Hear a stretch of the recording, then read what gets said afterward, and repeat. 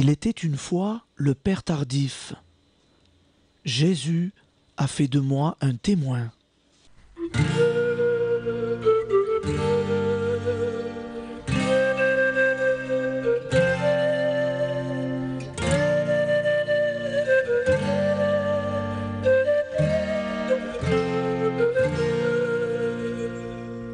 Voici le 5e épisode. On m'attaqua tellement de toutes parts, même ceux dont on pouvait penser qu'ils étaient du côté de Jésus, que je dus faire paraître un article dans la revue Amigo del Hogar en août 1975. Il s'intitulait C'est la faute de Jésus. Entre autres choses, j'y disais face au risque réel qu'il y a de tomber dans le fanatisme à cause des miracles, nous tombons dans l'extrême opposé, parfois plus grave que le premier, qui est d'oublier que Dieu est le maître de l'impossible. La guérison est réellement la réponse à une prière de foi, comme nous le voyons tant de fois dans l'Évangile. Cette prière peut être celle du malade ou de ceux qui l'accompagnent, de la communauté ou d'une personne. Jésus est le même hier, aujourd'hui et toujours. C'est lui le maître de l'histoire, et il agit comme il en a envie, sans nous demander notre avis ou notre permission pour réaliser ses prodiges. Qui sommes-nous donc pour nous opposer ou essayer de mettre une limite à l'œuvre de notre Dieu? Nous sommes convaincus qu'il ne s'oppose pas à la médecine, mais très souvent, des milliers de personnes n'ont pas d'argent pour payer le médecin, la clinique, les médicaments. Qu'y a-t-il de surprenant à ce que Dieu s'occupe des pauvres et que personnellement il les secourt? Pourquoi fermer la porte à ceux qui ont cru en cette parole de Jésus qui dit « Venez à moi, vous tous qui êtes fatigués et épuisés, et moi je vous soulagerai ». Serait-ce que nous ne nous sommes accommodés d'un christianisme fait à notre mesure? Le Seigneur, par ses signes, vient nous montrer qu'il est vivant. Il nous interpelle, car s'il est vivant, toutes ses exigences sont valables. Le problème, c'est que Jésus est vivant et pas mort. Peu après, je me rendis compte que, dans cet article, j'avais commis une double erreur. Prouver les guérisons en donnant les noms et adresses de personnes guéries, pensant que ce serait l'évidence des faits et non la grâce de la foi qui transformerait leur cœur. Je leur donnai le signe du ciel qu'ils demandaient, mais ils ne se convertirent pas, car les signes ne sont que des signes. Seule la foi nous fait reconnaître ce qu'ils signifient, que Dieu aime les hommes, que le Christ est vivant et que l'Église et la puissance de l'Esprit Saint peut ressusciter les morts. Le Seigneur me permit de me reprendre et de me rendre compte que je ne devais pas me défendre des attaques, pas plus que lui ne s'est défendu face à ceux qui l'accusaient. Si je me défendais avec mes moyens et mes arguments, je ne le laissais pas, lui, être mon défenseur avec ses moyens et ses arguments. D'autre part, me défendre revenait à renoncer à la purification que le Seigneur voulait faire dans ma vie. À travers tant d'attaques et d'incompréhensions, le Seigneur voulait nous façonner d'après l'image de son Fils, en passant par la nuit du calvaire pour atteindre la gloire de la résurrection. Le temps m'a convaincu que les flatteries sont plus dangereuses que la critique, car celle-ci peut être le feu qui purifie et brûle les impuretés de notre cœur, tandis que les flatteries ont été l'objet de l'une des paroles les plus dures de Jésus. Malheur à vous, quand tout le monde parle en bien de vous, car c'est ainsi qu'ont été traités les faux prophètes. Inconsciemment, nous pouvons oublier que nous sommes de simples vases d'argile, mais le Seigneur se charge de nous le rappeler au moyen de la croix de l'incompréhension. Le Seigneur, dans sa miséricorde, nous purifie et nous humilie pour que nous ne nous dérobions pas la gloire qui revient à lui seul. La croix est le désert où se manifeste le Dieu vivant. mais il faut ôter ses sandales pour s'approcher du buisson ardent. La critique est semblable au parvis du temple qui nous prépare à entrer limpide et pur dans le sanctuaire du Dieu vivant, libre de tout attachement, les plus dangereux étant ceux que nous appelons nos mérites et nos activités apostoliques. Les attaques devinrent si violentes et continuelles que je pensais parfois ne plus pouvoir résister. De toutes parts, on me persécutait. Moi-même, je me sentais seul, sur un chemin nouveau. C'est alors que je demandai à une sœur pleine de Dieu de prier pour moi. Elle le fit et me donna une prophétie qui me réconforta.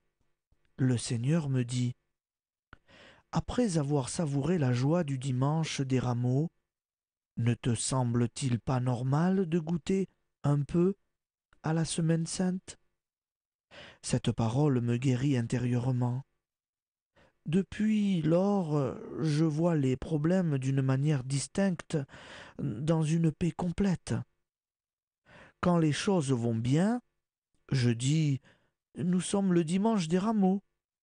S'il y a des difficultés, j'affirme simplement: euh, c'est la semaine sainte. De toute manière, la Pâque n'est pas loin. Gloire à Dieu. Le Seigneur, avant l'épreuve, nous donne son amour, et quand il nous aime, il nous offre toujours sa croix. La croix est le cadeau de Dieu à ceux qu'il aime. Mais la croix ne peut être ni comprise ni acceptée avant l'expérience de l'amour de Dieu.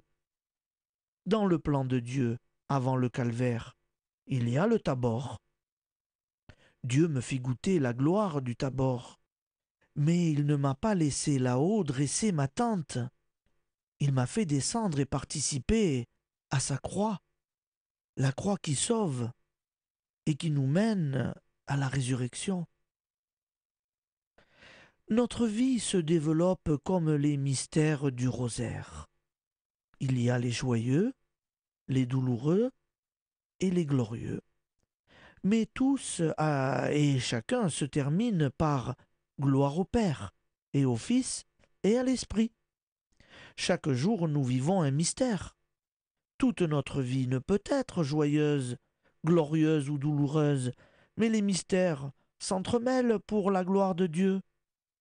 La croix et la résurrection sont comme les peintures de Rembrandt, où ombres et lumières se combinent pour exprimer la beauté. Notre peuple était endormi, passif, plongé dans la léthargie. Le Seigneur est venu et a tout secoué. Les gens consultèrent les prêtres pour leur poser des questions sur ce qui se passait.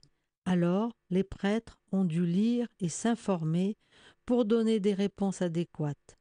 Il y eut même une réunion de la commission épiscopale pour faire une déclaration. Cela était très important pour moi.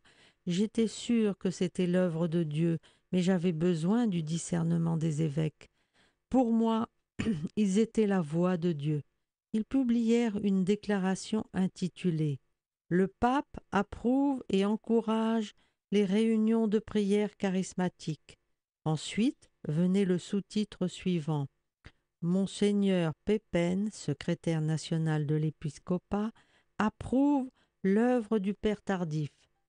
Quand je lus cela, je fus très content, mais j'eus aussi envie de rire.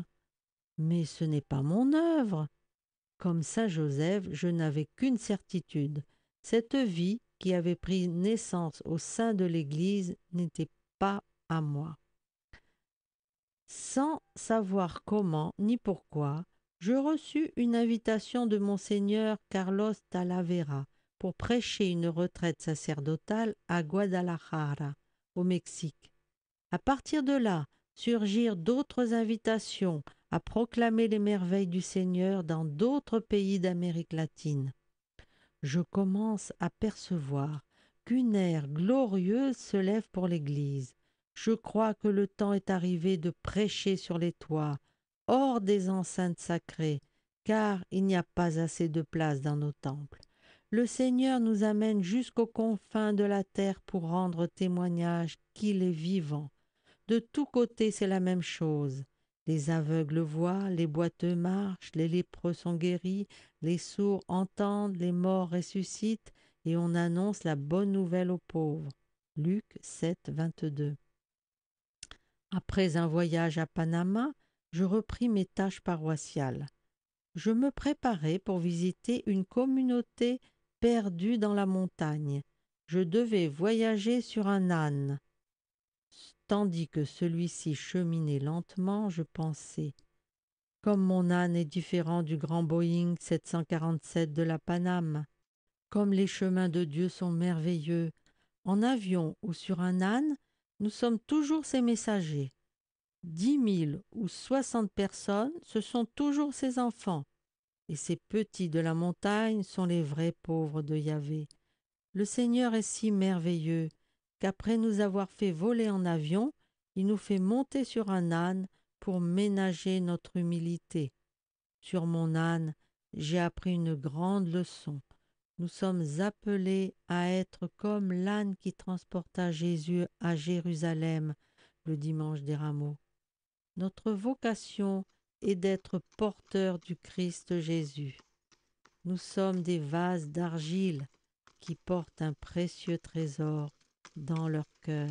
Auparavant, nous nous efforcions de nourrir un peuple qui n'avait pas faim de Dieu. Le pire était que nous-mêmes n'avions pas savouré le pain de la vie éternelle, et maintenant nous n'arrivons pas à nourrir tout le monde.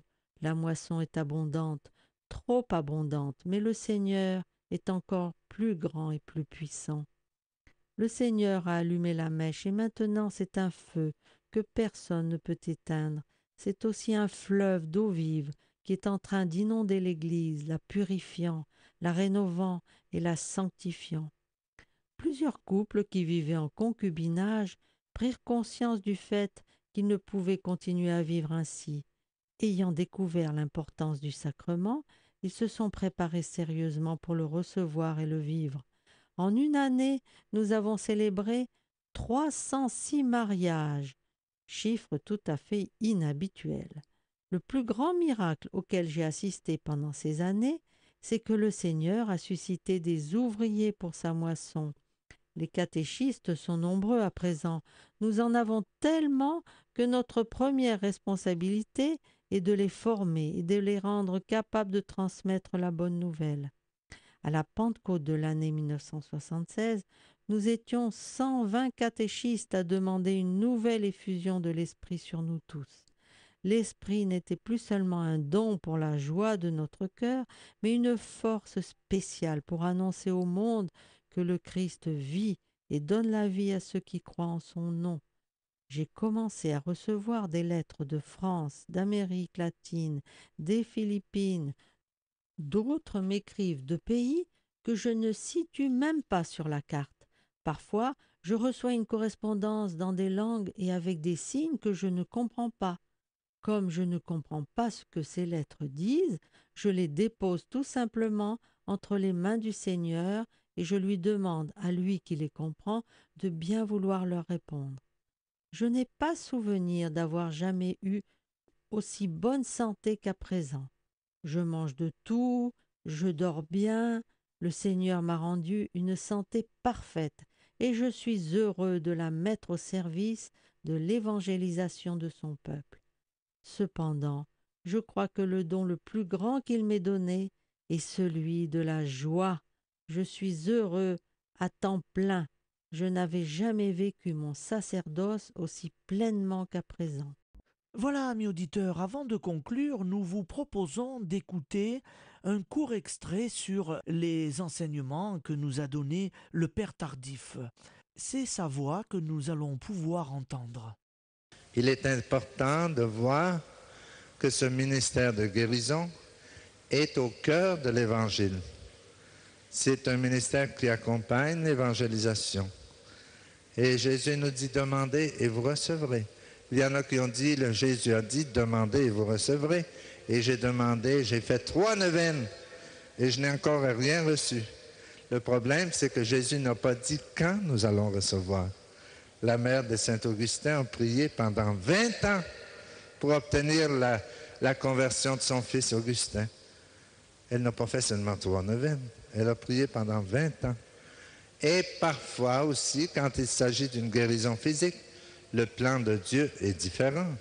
Bien sûr, nous prions avec confiance, mais nous nous abandonnons à la volonté de Dieu. Parfois, le Seigneur veut nous donner quelque chose de meilleur qu'une guérison. Il veut parfois nous donner la guérison définitive, où il n'y a plus de souffrance, où il n'y a plus de deuil, la vie éternelle. Ça, c'est la guérison définitive. Et c'est un problème, tout le monde veut aller au ciel et personne ne veut mourir. C'était le 5e épisode. Il était une fois le Père tardif. Jésus a fait de moi un témoin.